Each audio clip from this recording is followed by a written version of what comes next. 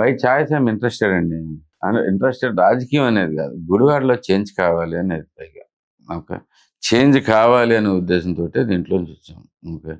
దానికి చిన్ని గారు గట్టిగా ప్రోత్సహించాడు. కావాలి వీడిని కొట్టేవాడు కావాలి గట్టిగా నువ్వైతే చేయగలవు. కేశినేని చిన్ని గారు. కేశినేని చిన్ని గారు మేమిద్దరం బాగా క్లోజ్ బేసికలీ.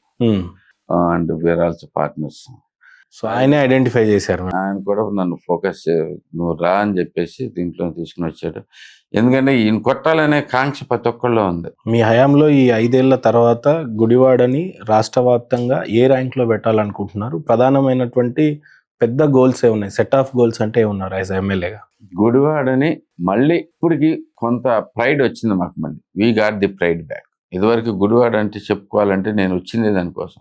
గుడివాడ అని చెప్పుకోవాలంటే మీది గుడివాడ అని అనే పరిస్థితి నుంచి కొంత చేంజ్ అయితే కనుక తీసుకొచ్చాం గట్టిగా దాంట్లో. దాని తర్వాత ఇప్పుడు గుడివాడ అనేది ఎన్టీ రామారావు గారిని సొంత నియోజకవర్గం. ఇట్స్ ఓన్ ఆయన సొంత నియోజకవర్గం.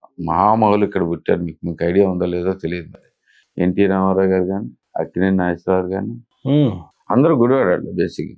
కైకాల సత్యనారాయణ గారు కానీ, ఘంటసాల గారు కానీ, మీకు ఇది మూవీ ఇండస్ట్రీకి సంబంధించి మరి రామోజీరావు గారు, మీకు name it you will find lot of people దాంట్లో. ఓకే. ఒకప్పుడు గుడివాడ వెలిగిపోతూ ఉంది. మహనీయులు సరిగా మహనీయులే కాకుండా మహనీయులు పడుతూనే కాకుండా గుడివాడ స్పెషాలిటీస్ కొన్ని ఉండేవి.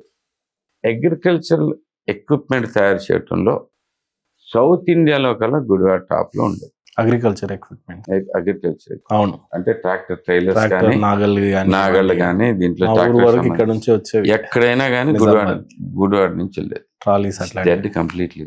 కారణం ఎవరంటారు దానికి? కారణం ఏంటంటే నేను పూర్తిగా దానికి ఎమ్మెల్యే తప్పట్ను కానీ తనకు కూడా ఏం చేద్దాం తెలియదు. He doesn't have an idea.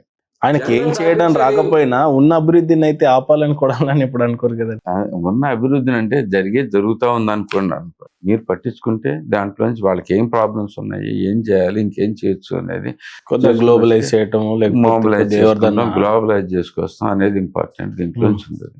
ఇట్లాంటి కొంచెం మనం ఫోకస్ పెడితే ఏదైనా కానీ ఇఫ్ యూ నెగ్లెక్ట్ ఇట్ వాళ్ళంతటా వాళ్ళే గ్రో అవ్వాలి. దీంట్లోకి నేను వచ్చినా కానీ నేను చేయను. వాళ్ళకేవో ప్రాబ్లమ్స్ వస్తాయి. ఆ ప్రాబ్లమ్స్ సాల్వ్ చేస్తేనే కదా మనకి వాళ్ళైనా నుంచునేది, వాళ్ళైనా గట్టిగా చేసుకోగలిగేది. దాంట్లో ఎంతసేపు వాళ్ళకి గొడవ పెట్టి వాళ్ళకి ఇది అయిపోయి ఎవడో నన్ను అడగకుండా హ్యాపీ కూర్చుని నేను హైదరాబాద్లో కూర్చుంటారంటే పని జరిగే పరిస్థితి అది అయితే డెవలప్మెంట్ అవ్వదు.